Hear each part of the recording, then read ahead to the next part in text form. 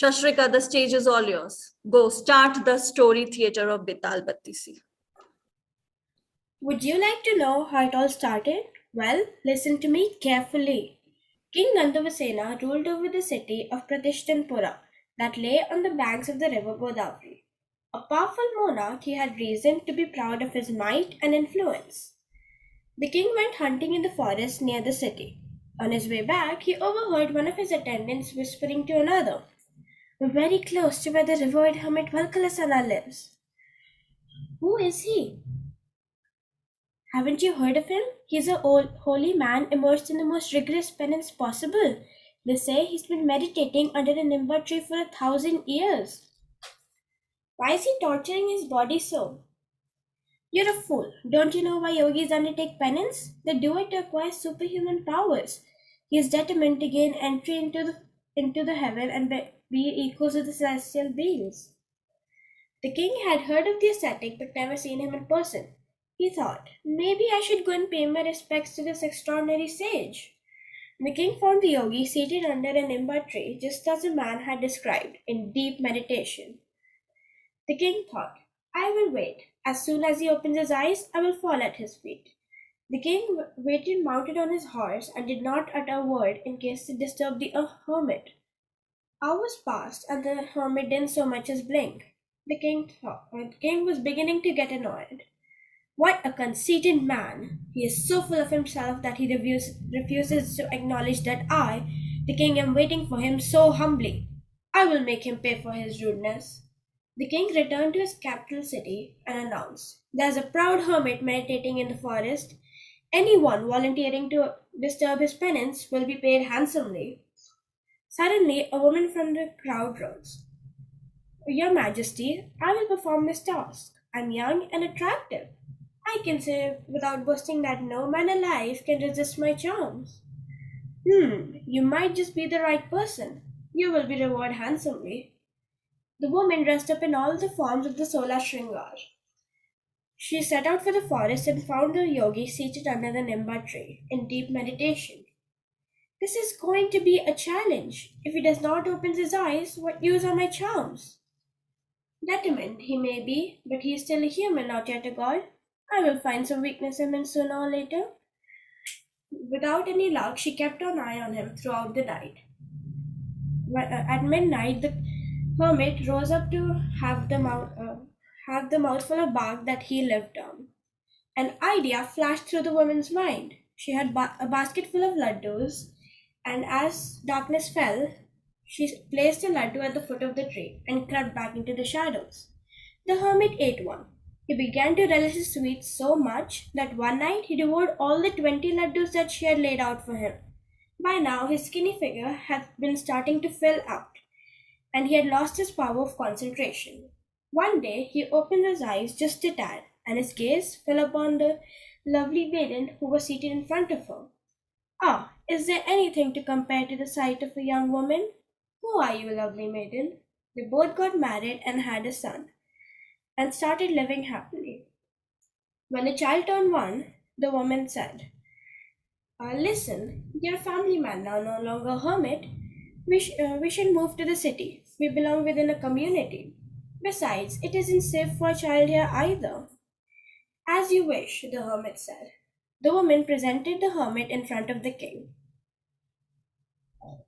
The king saw the king saw the hermit with the child in his arms. Oh, most dedicated ascetic, is your penance complete now? When a woman adorned in all bewitching forms of the Sola Shringar appears in front of you, is there any man alive who can resist her charms? Uh, the king's word cut the sage to the quick.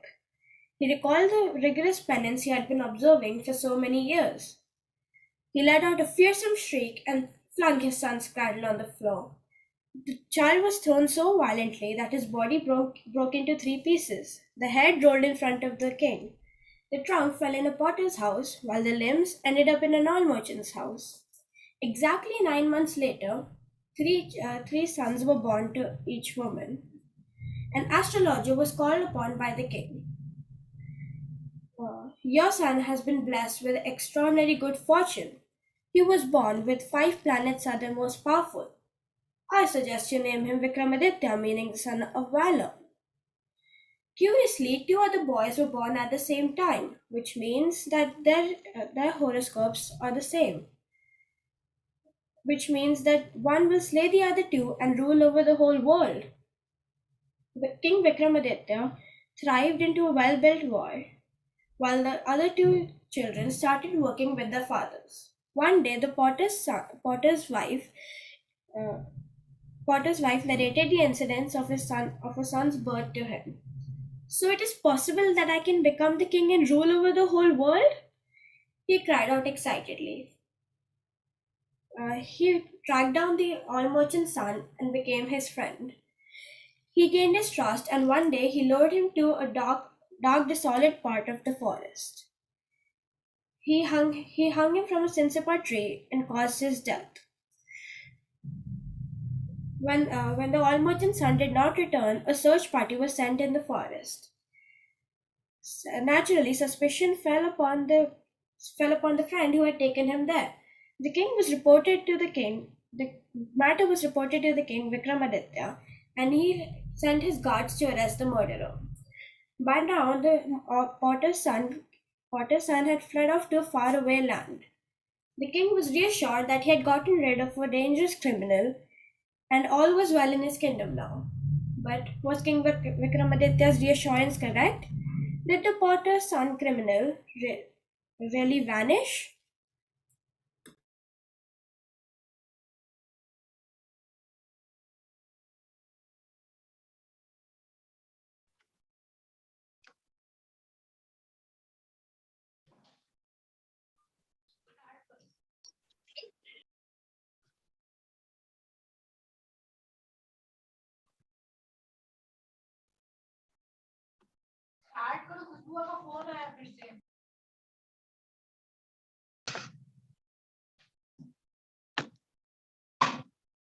Did the criminal really went away? Was all well in the king's kingdom? King Vikramasena, also known as Vikramaditya, was ruling over the beautiful and prosperous city of Pratishnustha, a powerful and respected monarch. It had strong armies under his command. To serve his subjects unfairingly, the king ensured he was available at his court at all times. One day, the naked skull-bearing Sadhu arrived at the. He held a glistening bivra fruit in his hands.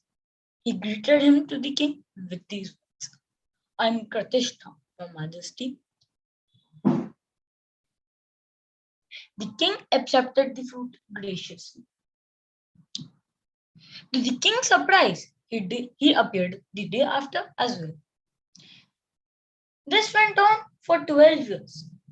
One day, when the king was accepting the fruit, it slipped and fell to the ground. King Vikramaditya's pet monkey pounced on it and it broke open. A dazzling ruby rolled out. Everyone went forward to look on it and comment on it. The king sat there a few moments, thunderstruck. He asked, why have you gifted me such valuable jewel? It is written in the great books when you visit a king or a teacher, a child or an archstronger, you must not go empty-handed. A fruit bears its own.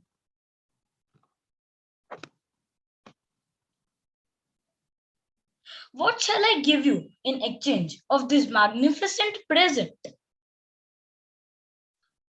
I wish to perform some rituals in the 7th night of the Krishna Prakasha.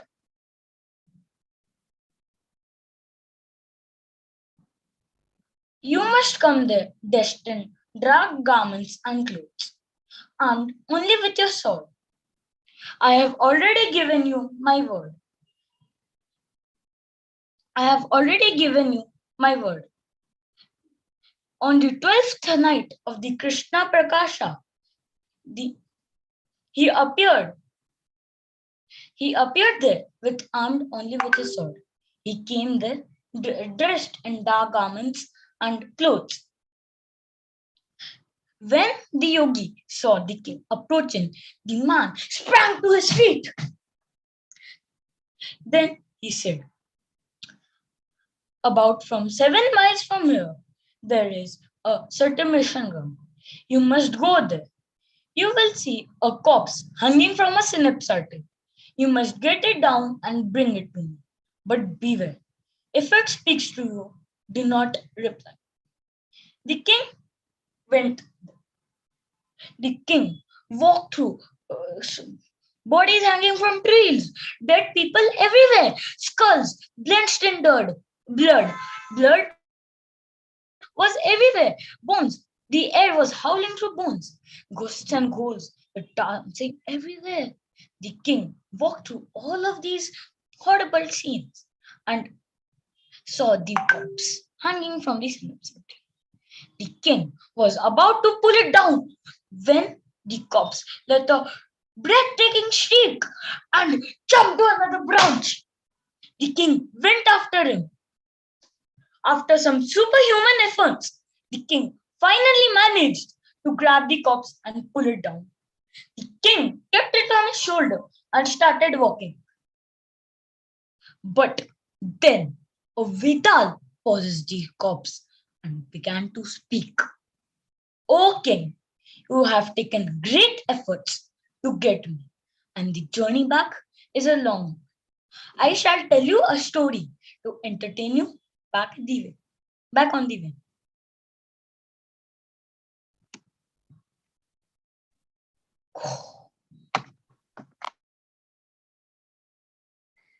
The Vital began the story of the Vital began the story.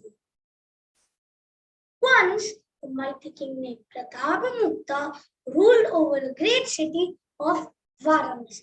He had a son named Vajramukta. One day, the prince decided to go hunting along with his friend Buddhisena, the minister's son. They rode deep into a dense forest and had a wonderful time pursuing their favorites too. And as they raced their horses through the midday, they suddenly came up to a clearing lake. It was a mesmerizing sight. The prince washed their hands and feet in the lake. Soon they noticed a small shrine dedicated to Lord Shiva. They immediately entered the homepage of the god. While the prince was engrossed in worship, a young maiden entered the shrine to perform rituals of the honor of goddess Gauri. Later, a young woman entered the shrine to perform rituals in the honor of goddess Gauri. Just as she was leaving, her eyes fell on Vajramukta, who wanted to meet her and engage. To convey her feeling, she did gestures.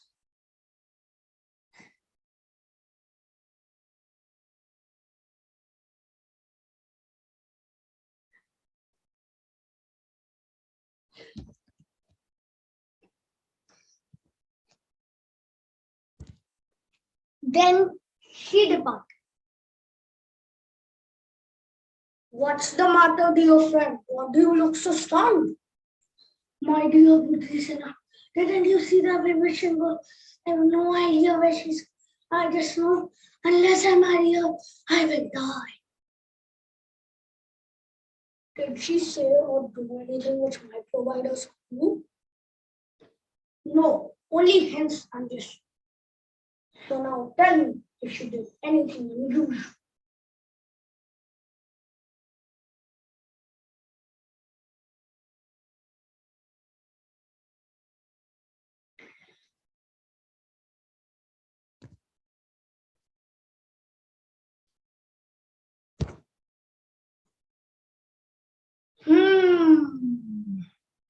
I think when she took the lotus from her hair and placed it on her ears, she was telling the name of her city, Kanna Abja. Kanna means ear and Abja means lotus. And when she bit the lotus, she was telling that she is the daughter of King Dantagata. And when She placed it on her heart. She was expressing to you that you live in my heart. And when she placed it underneath her foot, she was telling you the name of that her name is Padmavati. Let's go then right away. They immediately headed for Karnataka. When they entered the city, first they came across a hut where a yogini lived. Vajramukta rushed towards her. He said, "Oh, mother, have you lived in the city before?" "Indeed, I have." "Does a princess named Padmavati live here?" "Indeed, she does. She's the daughter of King Dantagata. I know her very well and visit her every day." "In that case, you need to convey a message to her. That would be very grateful to us." Vajramukta quickly braided a garland of flowers to her and said, "Please present this to Padmavati and say the prince she met in the lake is here in the city." Padmavati took the sandalwood place and slapped the old woman on both cheeks. She said, "Get out of here! If you say such things, I'll put you to death. Get out now!" Shocked, the old woman returned.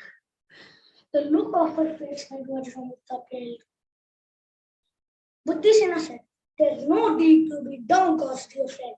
When she slapped the old woman on both cheeks, she was saying the name of her city that come after 10 days when Krishna Paksha is over. 10 days passed and the old woman was sent to the palace again. Then she was sent to the palace once more. When she greeted Padmavati, immediately Padmavati tied a thick rope around her neck. And then she was shoved out of the western gate.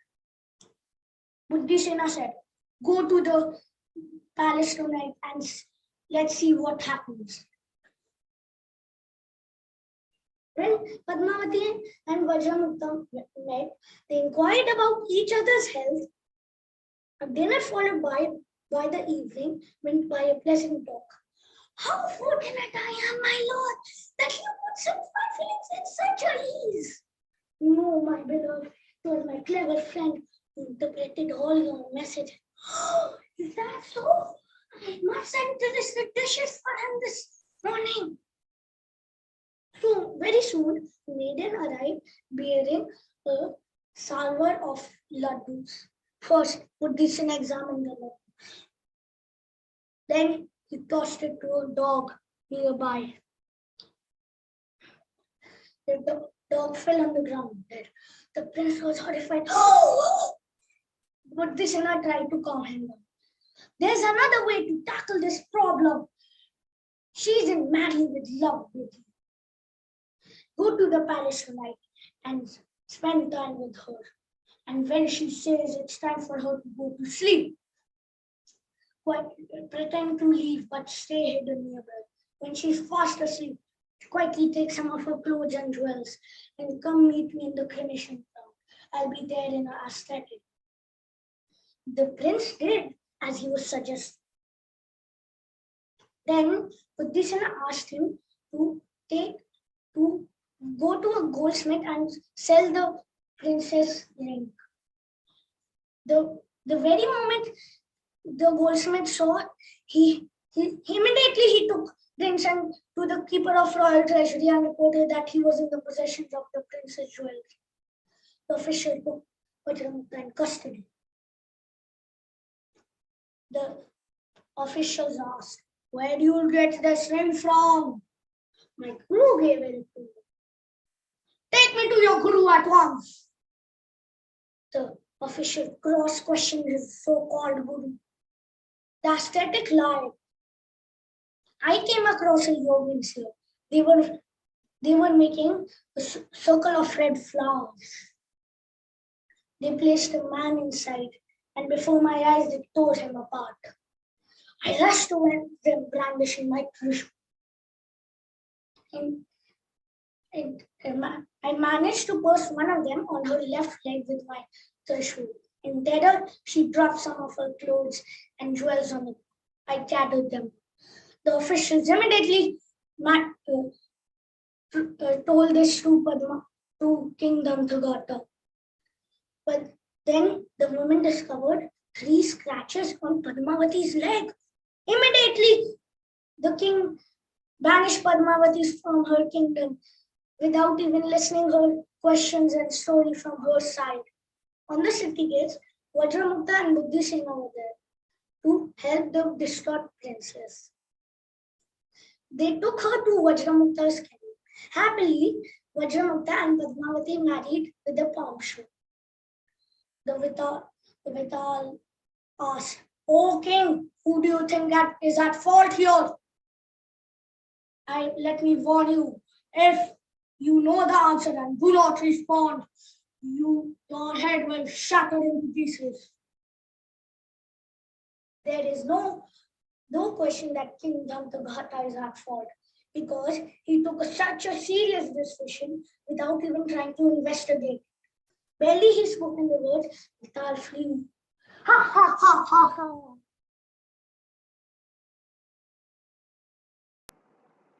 King Vikram Sena touched back to the Sinespia, held down the copper, slung it on his shoulder, and started walking towards the river bank where Kishanti Shala was waiting. Soon the Vital began to speak. It said, "O king, what a tedious task you have indulged yourself into. Let me tell you a story to pass the time. Once there was a city called Dhamsthala, ruled by a king called Gundisip. There lived a Brahmin named Keshwa. Keshwa had a daughter named Madmavati. She was so beautiful that the word of her beauty spread far and wide.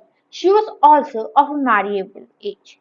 No wonder then 3 young Brahmins came no wonder then 3 young Brahmins came to ask her hand in marriage. Each of them was worthy in every way. Keshwa was in a quandary. He thought, 3 young men and 1 daughter. How should I choose one and reject 2? While he was rackling his brains, a black snake slithered into the house and bit Madmavati. Horrified, Keshwa instantly sent for men expert in curing snake bite, but each of them proclaimed, "She cannot be saved! The species of black snake is highly poisonous! There's no cure for its bite!" Soon Madmavati was tossing with fever, sweating, vomiting. She, her limbs became paralyzed, neck contorted. She lost her ability to speak. Soon she stopped breathing at all. The king Keshava took her body to the ceremoniation ground and began performing her funeral rites. The 3 grief-stricken to accompanied him. One was so overcome crying that he could not live without Madmavati, that he threw himself into her funeral fires and burned himself to death. The second, for all sake, the second, for all sake, built a house on the spot where she was ceremoniated and vowed to live there for the rest of his life. Third, Forensic began in a wandering aesthetic. He traveled the whole country. Through, during the course of his journeys, he stopped certain at a certain Brahman's house in a certain city. It was the time of the midday meal. The house owner called him in. The wife of the Brahmin laid down a mat for the ascetic to sit on and began serving him food. While she was serving him food, her child began to cry. She threw her child with a flit of a flew and threw him in the fire. The ascetic was astonished. He could not eat a bite. To his surprise, the Brahman asked, "Oh, holy man, why aren't you eating anything?" The aesthetic replied. Right. The aesthetic replied. Right. How can I eat in a house where such devilish deeds are done? Then the child's father rose up, went inside the room, house, brought a book, and said, chanted a mantra. Soon the child sprang up. Soon the child sprang up as if nothing had happened. The ascetic was astonished. He thought, what a amazing knowledge! Only if I could get hold of this mantra that I it could bring my beloved Padmavati back. So he decided to hide in the neighborhood. At midnight, when everyone was fast asleep, he went into the ascetic house, stole the book, and started running towards the ceremoniation ground where Padmavati was ceremoniated. The suitor who was living there said, "Oh, friend, you must have traveled many places during the course of your journey. Have you obtained any new knowledge?" The ascetic replied, "Yes, I indeed have. Yes, I indeed have. I've learned how to bring dead back to life." The suitor said, "Then why don't you bring our beloved Madmavati back? Her ashes are lying there." The ascetic quickly chanted the mantra, sprinkled some water. Soon Madmavati sprang up from the ground, as beautiful and lovely as ever. The suitor who had burned herself with her also sprang up with her. No sooner that they had stopped marveling about the amazing mantra, they had started quarreling about who should be Madmavati's husband. "Oh king, here is my question to you. Who has the rightful claim to be Madmavati's husband?" The suitor who brought himself back to life is like her father. The suitor who burned himself with her is like her brother. But the suitor who stayed there on the spot where she was ceremoniated is, has the rightful hand to claim Padmavati's husband. And no, barely he had finished speaking that the Vital flew away and hung itself from the Sinispia tree.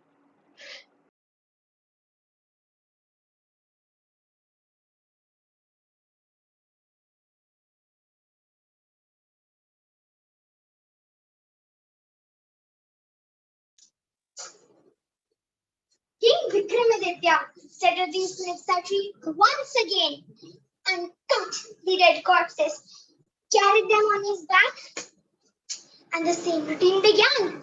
The Vetal began to speak. "Listen, O king, I'll tell you another story to pass the time." And it began its narration without waiting for the king to say yes or no. Once upon a time, a king named Rupasena lived in a magnificent palace with a parrot named Vidhachugmani, whose knowledge extended to many fields. He used to often converse with the king. One day, the king asked the parrot, "Do you have any idea about a woman who would be the perfect match for me?" And to his response, the parrot, without battling an eyelid, said, "There's a king named Maghavarsa who is the ruler of Magdha. He has a daughter named Surasundari who would be the right wife for you." King Rupasena sent nobles as ambassadors to Magad and sent a proposal to Maghavarsa, and immediately the date was fixed and the wedding ceremony was celebrated with great processions. After the marriage, the pet Mana, Madan Manjari, naturally came with a princess. King Rupasena had a large cage built in which he put Madan Manjari along with Vidhachugmani. The parrot fell in love with a beautiful Myna the moment he set eyes on her. He said, "Let's get married, my dear." The Myna did not take the proposal kindly and said, "I can't even imagine falling in love with a man. Men are ruthless, unkind, and they kill women without pity." To which the parrot responded, "No, it's women who are worse. They are greedy, deceitful, and murder men without pity." King Rupasena was passing by when he overheard the quarrel. He said, "What happened between you two? Why are you two squabbling like this?" The Myna was the first to speak and said, "Your Majesty, I'm just sitting with her Chutmani and I can't even imagine falling in love with a man. Men are brutal, and I can tell you a story to prove my point. In the city of Ilapuram lived a man named Magdhanam with his son Dhanaksaya. Dhanaksaya was married to the daughter of Ugdata. After marrying her, he left his wife in her father's house. And after a few years, Dhanaksaya's father passed away and he lost all the inherited wealth and even the mansion that his father left for him in gambling. So he decided to visit his in-laws and take his wife home with him. After enjoying the hospitality of his in-laws for a few days, he asked his wife to come home with him. His trusting wife immediately agreed. And Dhanaksaya also told her to wear all of her expensive jewelry and garments she owned. And they set on their way. In between, Dhanaksaya scared his wife by telling her about the thieves. He snatched all her jewelry and pushed her into a dry well and returned to his own city. His wife wept bitterly and luckily was saved by some travelers who were passing by. She returned to her father's house and lied to him and told him that on the way, some robbers attacked them and they took all her jewelry and her husband. But somehow she escaped and came back home, and she fears that they might have killed her husband. Her family did everything to console her, and after a few months, Dhanaksa had gambled away all his wife's jewelry and decided to visit his in-laws in quest of more money. He was shocked to see his wife living there all hale and hearty, and was scared that she might have disclosed the truth. But his wife consoled him and told him that, "Dear husband, I've forgotten everything," and treated him with warmth and respect. That day, when the wife fell asleep, Dhanaksa took a knife and stabbed her and took her jewelry and ran away. The Myna said, "This is why I say men are ruthless." Immediately after hearing this, the parrot said, "Horses, elephants, goats, wood and stone and claws. We know that they are completely different. Even water drawn from two sources is completely different." After hearing this, King Rupa said to the parrot, "Why don't you tell us some of women's bad qualities?" The parrot jumped to the offer and started narrating the story. There was a man named Sri Datta there's a man named Sri Datta in the city of Kanchipuram. He was married to Samudatta.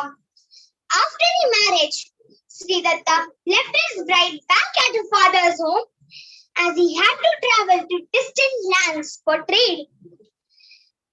Each night, the princess would sit on her father's balcony waiting for her husband to return.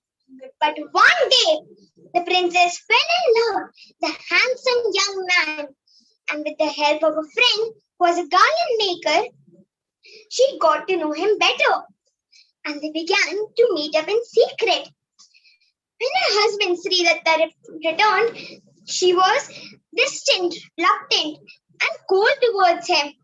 And when Sri Datta fell asleep that night, she wore all of the expensive jewelry and garments she owned and dressed to her best and went on the meeting spot to meet her lover. She didn't knew that her lover was prowling around at night, and the guards thought of him as a robber and had killed him. The robber was following her, and after looking at what she was doing and how she was horrified at looking at the body, he was shocked. She offered him pan, supari, and other delicacies. Yaksha, the spirit of the woods, entered her lover's body and pretended to be him for some time. After some time, he bit off her nose and returned to the woods. She ran to her friend, the garland maker, who then advised her to sit near her husband and cry bitterly. When she did, all her family members came running and were shocked to see her nose bitten off. Sri Datta was dragged to the Hall of Justice, and Miss Great sentenced him to death for disfiguring his wife. Luckily, the robber who had witnessed everything appeared in the hall and narrated everything he saw that night. The Miss Grays were astonished and let Sri Datta free, pardoned the robber, and made the princess sit on a donkey and drove her out of the city. At the end of the story, the parrot said, Majesty, this is what women are like. Eventually, before the king's eyes, the two birds, the parrot and the myna, shed their feathers, and in a blaze of light, they flew away and were sent to the abode of gods. Then Vedak popped his question and said, Oh, my dear Vikram, who do you think is worse, men or women? King Vikramaditya thought and said, it could be either of them, either men or women. It just depends on the qualities, the values and ethics that taught as a child. Thank you. So the king followed the Vedas and took down the corpse from the tree. And once again it began to speak. Listen, O king, this is a very tedious task you are engaged in. So I will tell you another story to entertain you on your way. King Sudraka ruled over the prosperous city of Vardhamana. He was a righteous ruler and ever willing to give ear to his people's problems.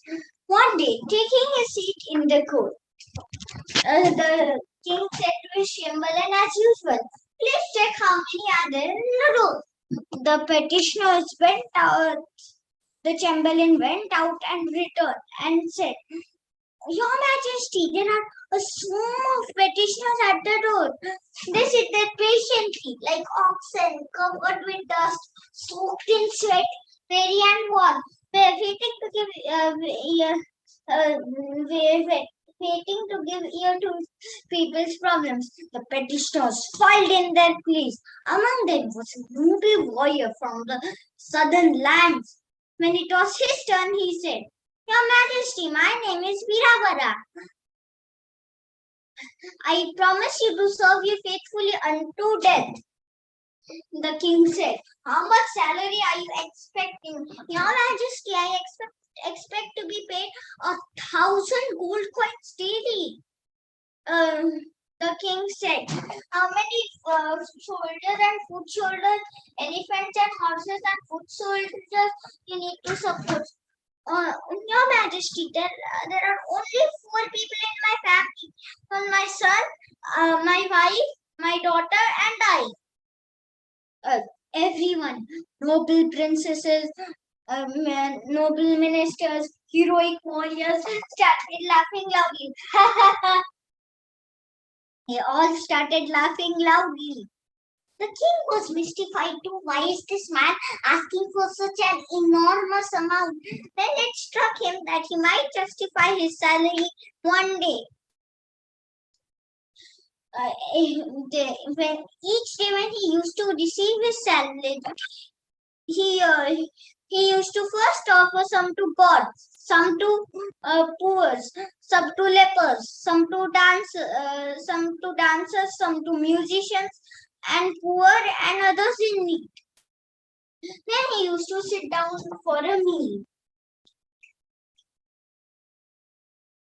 Each day, Viravara used to stand outside the door and say, each day Viravara used to stand out the door, and the king used to call out, "Who is at the door?" "It is I, Viravara." One day, the king heard of a woman weeping pitifully. He called out, "Who is at the door?" "It is I, Viravara." "Do you hear a woman weeping?" "Indeed, I do." "Then go and find out what troubles her." It seemed that the sound was coming from the cremation ground. Viravara rushed to the cremation ground and the king was calling. He rushed to the cremation ground. He saw a woman weeping. He said, "Well, what happened? Why are you crying in a pathetic manner?" She said, "My name is Rajeshri, the king's glory. If the goddess is offended, it says that 3 days from now, our beloved king will draw his last breath and join his ancestors. I'll lose my lord." "I'll lose my lord." Viravara said, "How can I help you? How can I help you?" Rajeshri said, "There is one way, my good man. If you chop your son's head and place it to your guardian this temple, the king can enjoy 100 years of life." The king can enjoy 100 years of life. Viravara didn't waste a moment and rushed to his wife. He told everything to her, everything. But they didn't know that the children had overheard their conversation. After when they had discussed the matter sufficiently,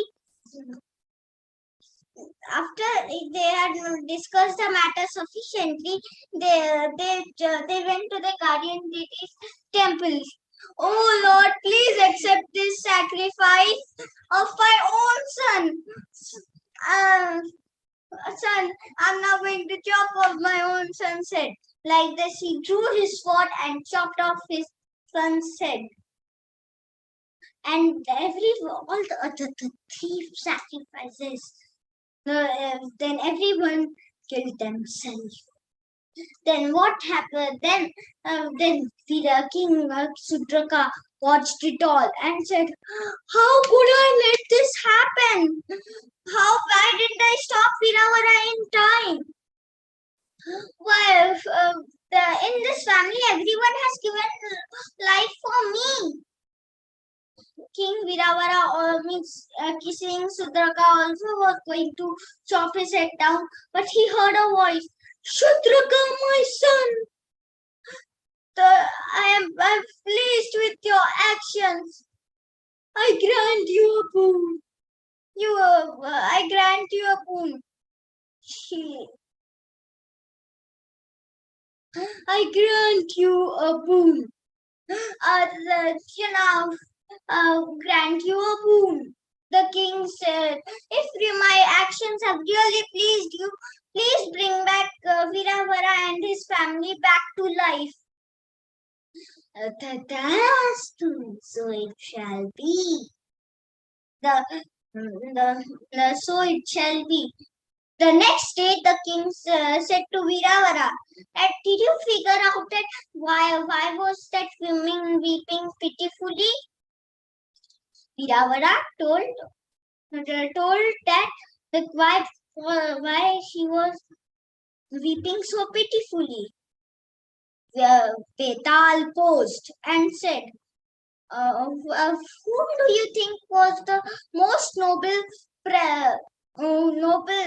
person in this story?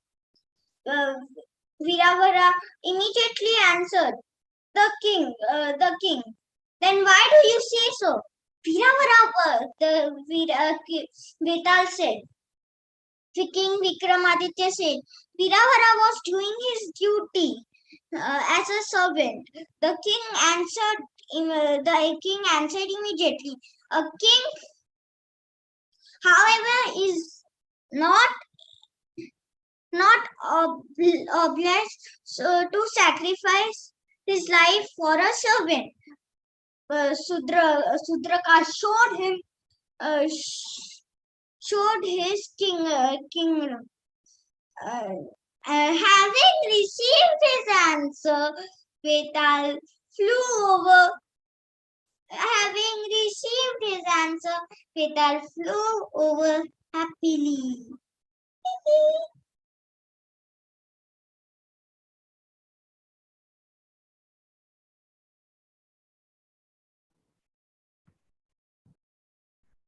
Tenacious King Vikramaditya made his way back to the Sinsipa tree. He lifted the dead body and placed it on his shoulders.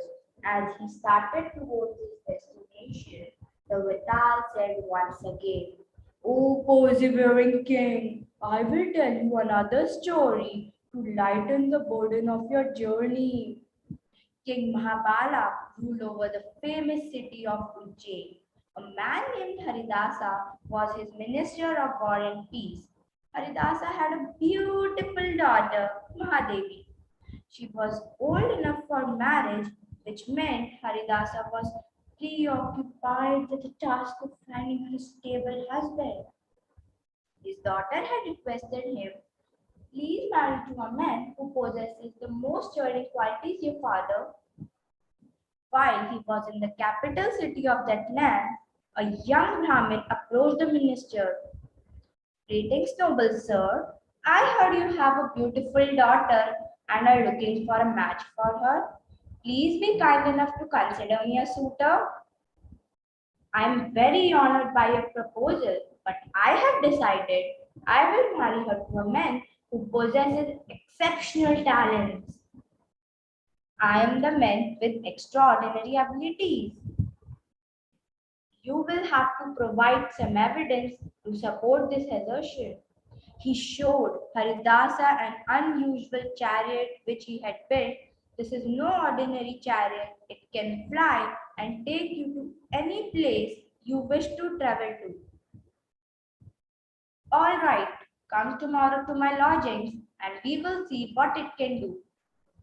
Haridasa asked him to carry him back to Ujjain. After the two of them had taken their seats, the chariot rose in air and transported them to Ujjain. In the meantime, another young Brahmin approached to Haridasa's son. "I hear you have a sister of marriageable age. I am very keen to make her my wife." His brother put forth the conditions. "Good sir, we have decided we will marry her to a man who possesses outstanding and unusual qualities.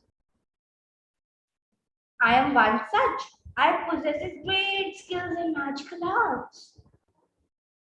"If that is true, you are the right man. I accept your proposal." And as if this wasn't enough, another young Brahmin approached to Mahadevi's mother and put forward his suit. "I beg you to give me your daughter's hand in marriage. I will make her an excellent husband. You are aware, though, we have some conditions. We will not marry her to just any man. The man who possesses exceptional talents will be worthy for her." "Well, I'm blessed with a unique ability. No archer can claim to be my equal. I can hit and shoot my target from a sound without needing to see it." "That is indeed a remarkable talent. You are the right man for my dear daughter." The result was that all three arrived at Haridasa's house to finalize the match, laden with gifts for Mahadevi. Naturally, they were shocked and annoyed when they found she had been promised to two other men. One girl refused to three men. How can this be? First one said, I have been promised by her father. The second one said, I have been promised by her brother. The third one said, I have been promised by her mother. Mahadevi's parents and his brother racked their mind trying to think of a way out of this awkward situation. Somehow they pacified the three young men and asked them to return the next morning, promising them an answer. That very night, an Oj who had an eye on Mahadevi carried her to Vindhya mountains. When all three suitors arrived at the appointed hour, they were further shocked to hear that the bride was missing. Haridasa thought this is a good opportunity to test the most deserving suitor and find his daughter at the same time. The men with magic located the girl. The archer sprang up and said, I will hit an arrow in Od's heart and free Mahadevi from its clutches. The man with flying chariot said, my chariot can transport you to the Vindhya mountains. Please take it and bring Mahadevi back safely. The archer climbed into the chariot and flew to the Vindhya mountains. He killed the Oj and brought Mahadevi back to Ujjain. This did not solve the problem. All three started claiming that I have played an important role in rescuing her. Once again, Haridasa was in turmoil. All three contributed equally to my daughter's rescue. Whom should I marry her? Tell me, O king, of the three suitors, which do you think earned the right to marry Mahadevi? Of course, the archer. He slew the Oj and rescued her. How can you say? Are you sure? All three with their extraordinary powers located the girl. How can you say that archer is better than the others? The man with magic located the girl. The other one helped with his flying chariot. Thus they were merely the helpers. The archer displayed his qualities of daring and courage, apart from the skill with the bow. After receiving the answer, Vital lost no time in gliding back to the Sinsapa tree with the king in person. The king reached the Sinsapa tree and brought the crops down again and began one more to make this way towards Kantishila. The Vital, however, was ready with a fresh story. Let me tell you another interesting tale to help your journey, O king. Listen now. Once in the city of Dharmapuri, resides a king named Dharmashila. Being an ardent devotee of the goddess Chandika, the king had a splendid shrine built in honor of the goddess. Every day the king would pay homage to the goddess and wouldn't touch any food till he had completed his worship. Dharamshila did not have a son to succeed him on his throne. For this reason, the prime minister advised him to redouble his prayer so that the goddess might bless him with an honor. The king extended his hours of worship and spent much time chanting the prayer before her. This pleased the deity so much that she spoke to the king. "O noble king, you are the finest among all rulers. Your devotion has touched my heart. Ask for whatever you wish and I will grant it. Respected goddess, I beg you to bless me with a son who is both noble and victorious. You will receive the boon you should desire. A courage and a strong man will be born to you, a hero among men. Perform a special ceremony in my temple, offering flowers, incense, sandal paste. clothes of the finest silk, and as much gold as within your means. The king organized the grand puja and worshipped the goddess following her instruction. And as the deity has promised, in time a healthy son was born to him. When the news spread, they stoned the subject to bathe in the sick pool, to scared pool, and seek her blessings. All prayers were answered. As a result, the fame of her divinity has spread far and wide. The young prince from a neighboring country decided to visit the temple with his friend. When he has completed his worship, he was sitting outside in a square. His thoughts light of a beautiful maiden, of her princess. He lost his heart to her and said to the goddess, "O most glorious one, if you make this girl my bride, I will offer up my head to you in gratitude." Having made this vow, he returned home. The king lost no time and went to Dharmapuri to, to ask father for her hand. Dharamshila agreed readily. Soon after the marriage took place, and the young prince and the young couples returned to the princess' home. After some days, the princess went back to Dharmapuri to pay a customary visit to his father-in-law. When his friend accomplished him. When he has passed his shrine, he was remembered about his reckless promises. He entered to a temple, and after he had prayed, he drew his sword and cut off his head to fulfill his vow. When he didn't come after half an hour, his friend began to worry. What was keeping him so long? I think I should go and see what was keeping him so long.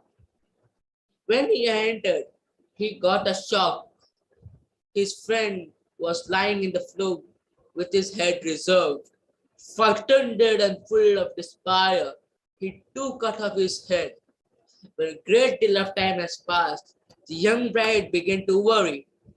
When he has entered to a temple to see what had happened, at the sight of the two headless bodies, she burst into tears.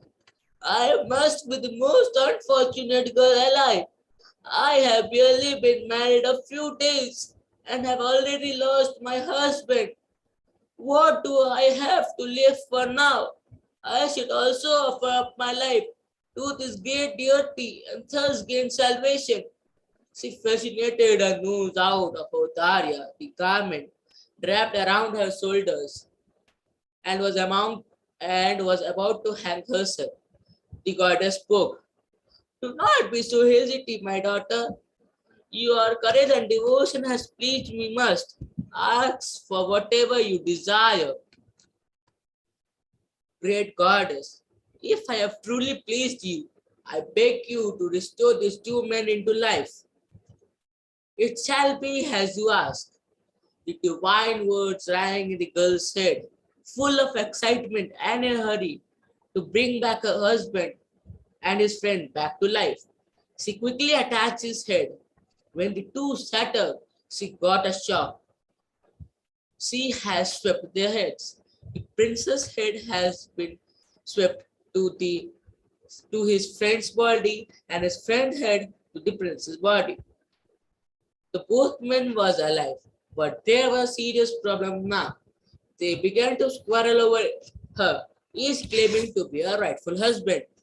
"This is a question for you to answer," said the Vital with a laugh. "What do you think is a rightful husband or king?" King Vikramaditya replied without hesitation. "As food is better than any medicine, and as water is best of all drinkers, the body with the head of the princess is a rightful husband."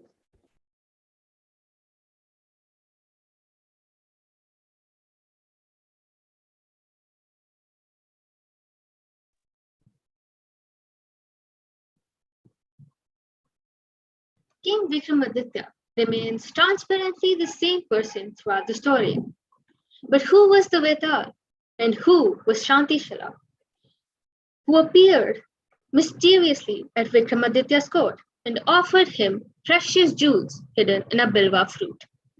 Why did Shantishala want to kill Vikramaditya, and why did Vetal try to save him? Now, if we go back to the beginning and remember that three boys were born at the same time, and it was predicted that one would slay the other two and become the master of the three worlds, we can answer this riddle. Shantishala is the potter's son who cunningly befriended the oil merchant's son and killed him and hung him on the Sinsipar tree. After he fled the kingdom, he fell in with the Guru, who instructed him in the tantric arts. It was his Guru who informed him of how he could fulfill the prophecy and become the master of the universe. The ancient corpse is that of the oil merchant's son, which has been possessed by the potent spirit, the Vetal, whom Shantishala wishes to enslave, by performing the ritual in which he planned to slay King Vikramaditya as well.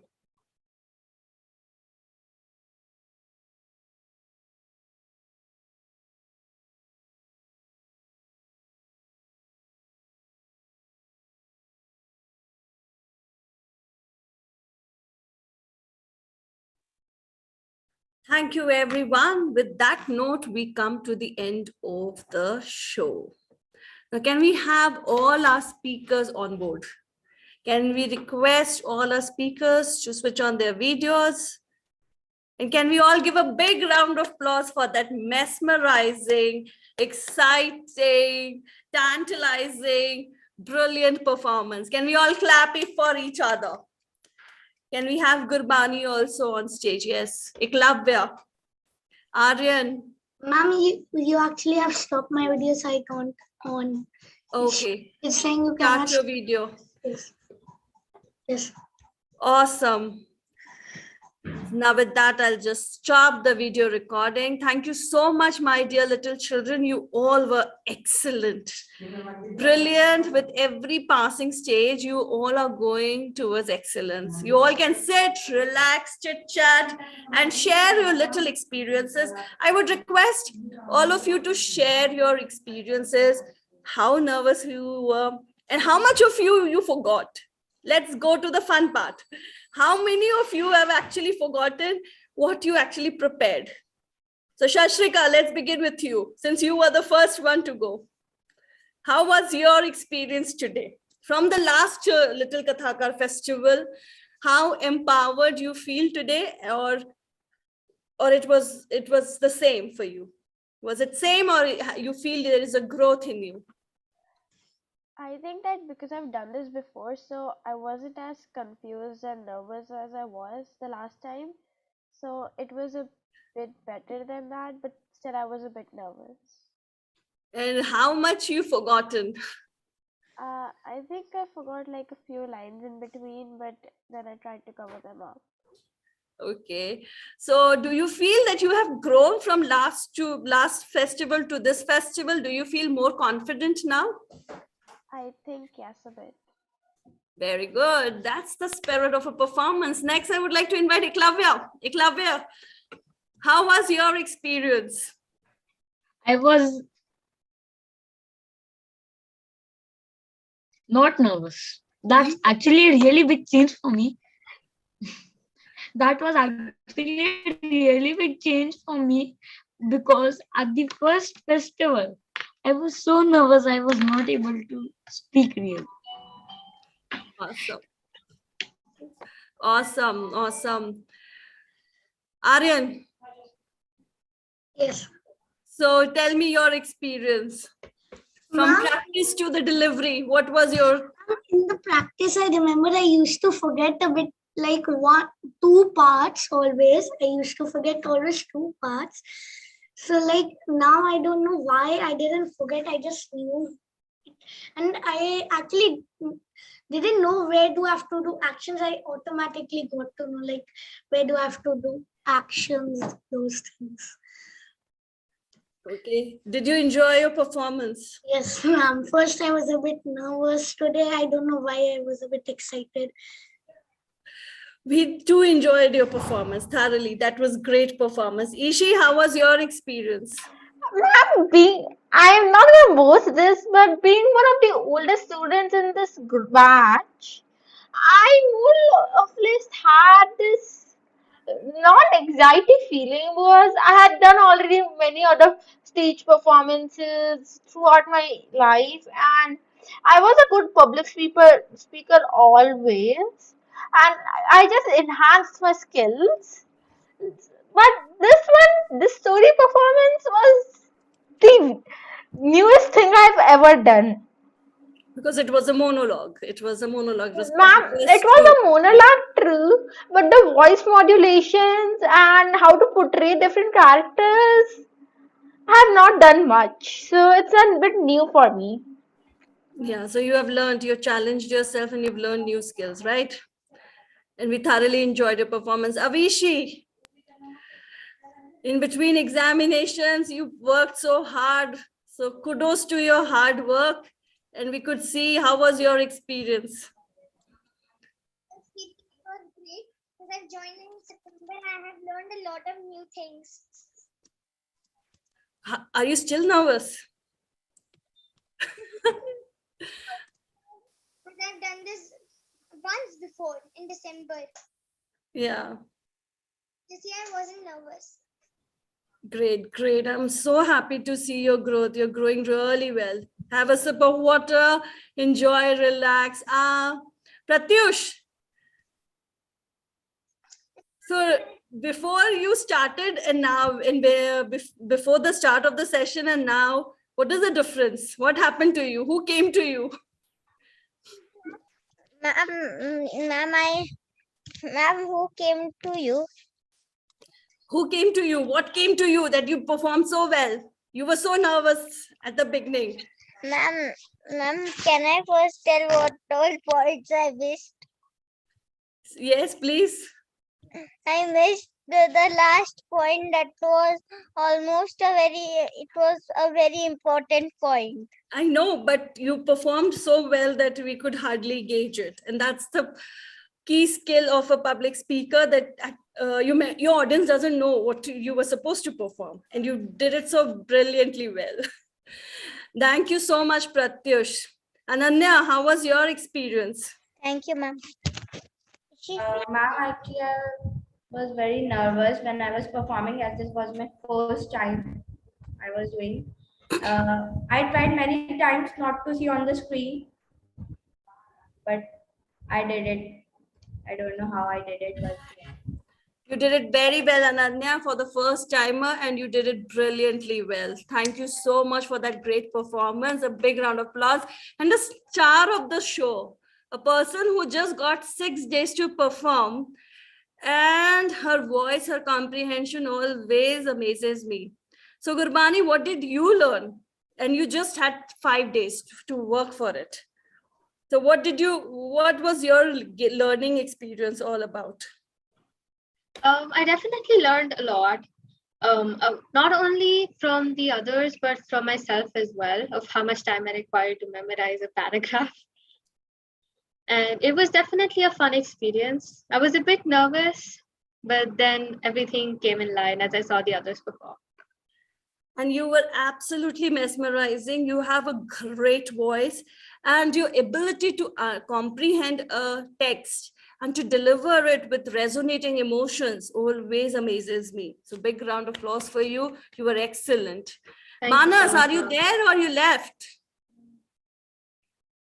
Manas, we would like to have you on stage. Uh-oh. Yes, ma'am. Can you switch on your video, please? Yes. So Manas, you were great. You just got 1 month to prepare for it and you did it so well. I'm so proud of you. So big round of applause for you. Thank you, ma'am. You are a true rock star and brilliant work with your voice. Thank you, ma'am. Just in 1 month, you have done a great job when it comes to voice. So what did you learn? What was your learning experience from this whole preparation to performance journey? Ma'am, I have learned much things, how to perform in the stage, and my confidence level has boosted up, and I have begun to study some of the books. I have brought one more book from my school. I have starting reading that book. I'm so happy for you with your performance, Manas, and kudos to your hard work and everybody present here, all 8 of you, in fact, 9 of you did a great job. And Manas is a complete Hindi speaking boy. And in 1 month, he literally performed, memorized one of the most high level text of Indian literature, which is Betal Battisi. And it is not a joke to perform it with such great confidence. So can we all clap for ourselves? And thank you so much. Have a great evening, my dear little children. And I'm so proud of you. All of you did brilliantly well. And all of you can smile. Can we all have all our students on board and we can have a group photo? Okay, so let me spotlight all of you and we will have a group photo together. We will have a group photo. Shashrika, can you please come online, dear?